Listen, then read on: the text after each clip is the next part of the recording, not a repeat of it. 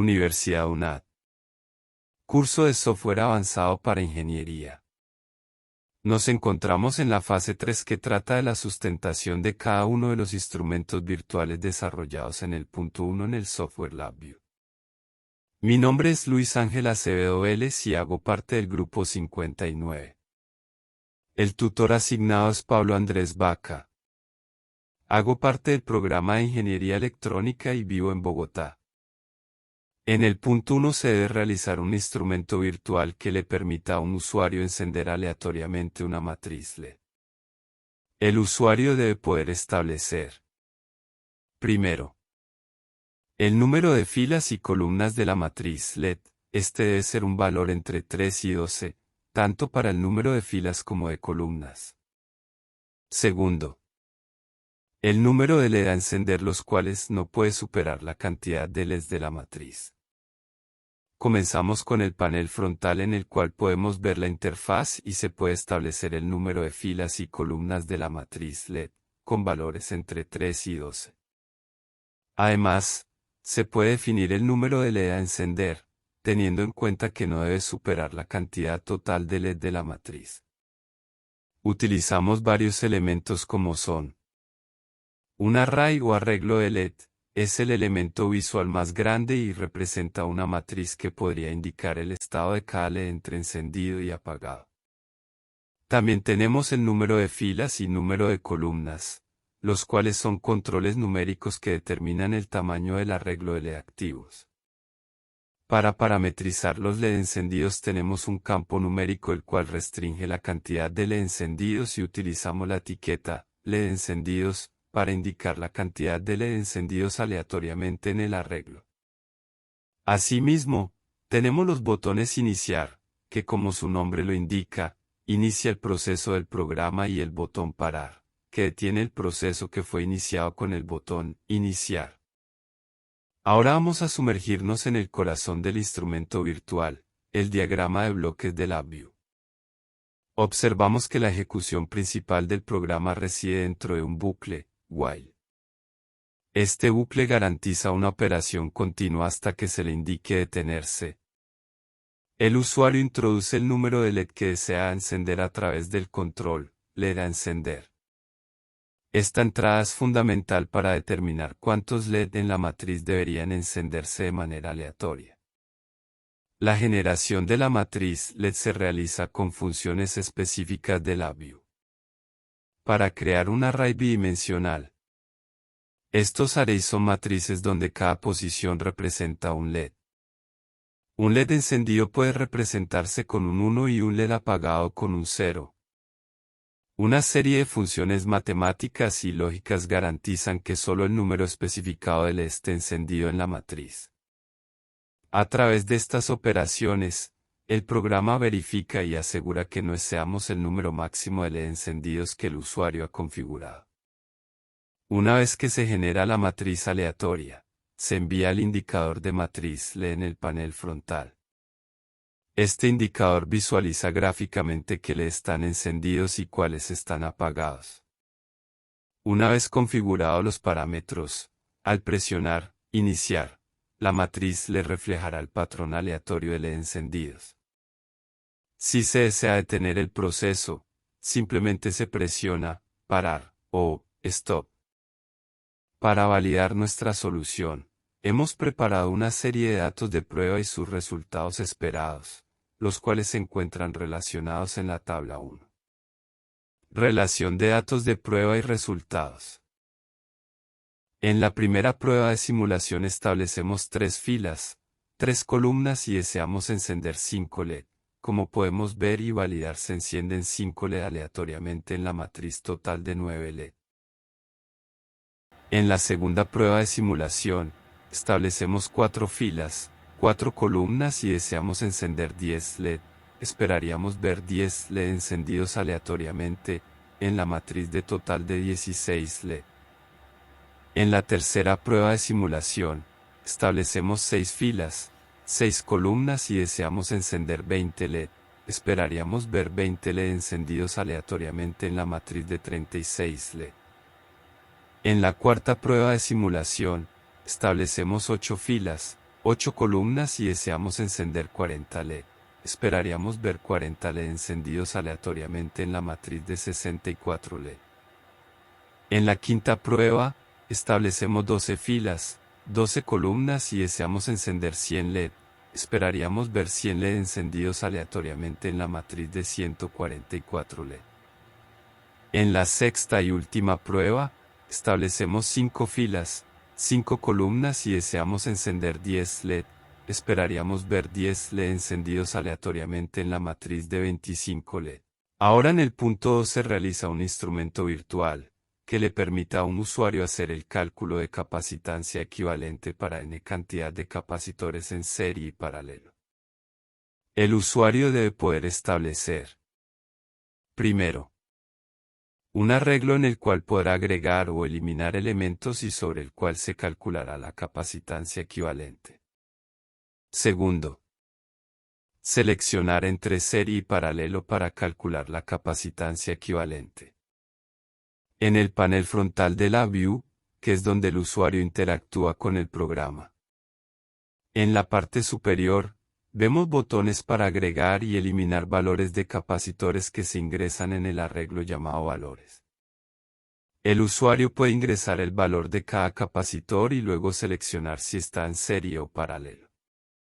Una vez ingresados los valores, al presionar Calcular, se muestra la capacitancia equivalente. Ahora pasamos al diagrama de bloques que es esencialmente el cerebro de nuestro programa en LabVIEW. Comencemos a descomponerlo. Primero, observamos una estructura cíclica, que recorre cada elemento del arreglo de capacitores. Esto nos permite procesar múltiples capacitores de manera eficiente.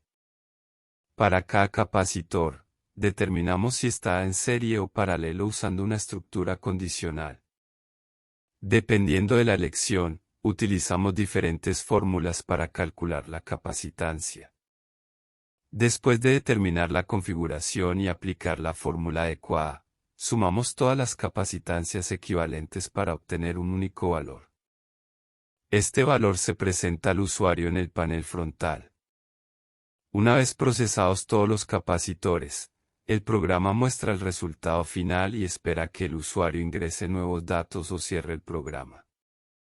Para validar nuestra solución, hemos preparado una serie de datos de prueba y sus resultados esperados, los cuales se encuentran relacionados en la tabla 1.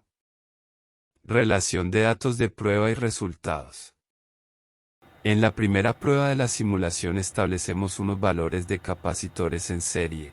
Uno es de 10 microfaradios y el otro es de 20 microfaradios para un resultado esperado de 6,67 microfaradios. En la segunda prueba de la simulación establecemos unos valores de capacitancia en paralelo de 5 microfaradios y 5 microfaradios para un resultado esperado de 10 microfaradios.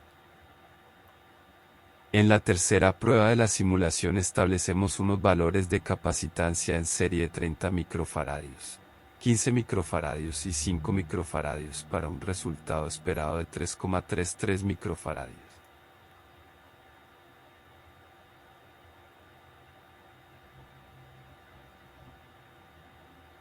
En la cuarta prueba de la simulación establecemos unos valores de capacitancia en serie de 10 microfaradios, 10 microfaradios y 20 microfaradios para un resultado esperado de 4 microfaradios.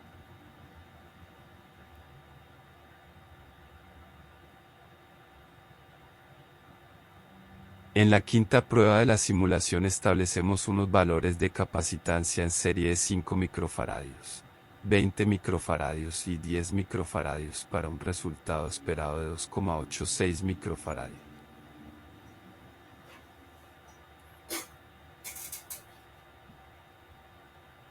En la sexta y última prueba, establecemos unos valores de capacitancia en paralelo de 2 microfaradios, 8 microfaradios, 10 microfaradios, 20 microfaradios y 30 microfaradios para un resultado esperado de 70 microfaradios.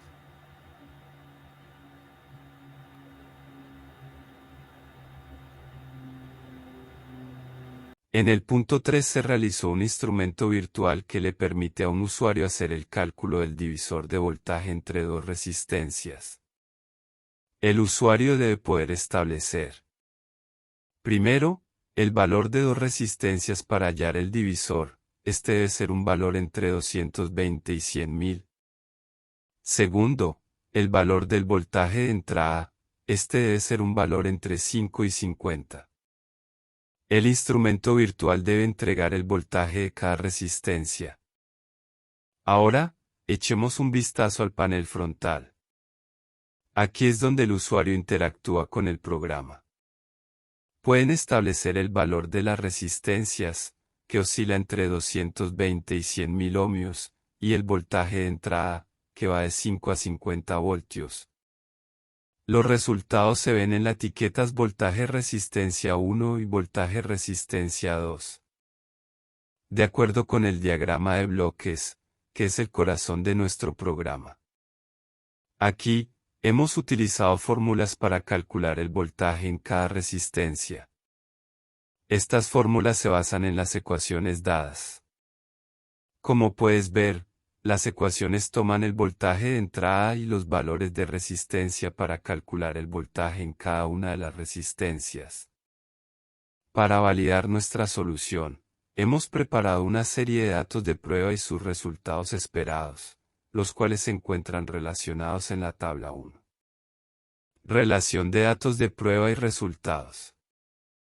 En la primera prueba de la simulación establecemos los valores de la resistencia 1 de 220 ohmios, resistencia 2 de 440 ohmios y el voltaje de entrada de 10 voltios para un resultado esperado de voltaje en la resistencia 1 de 3,33 voltios y voltaje en la resistencia 2 de 6,67 voltios.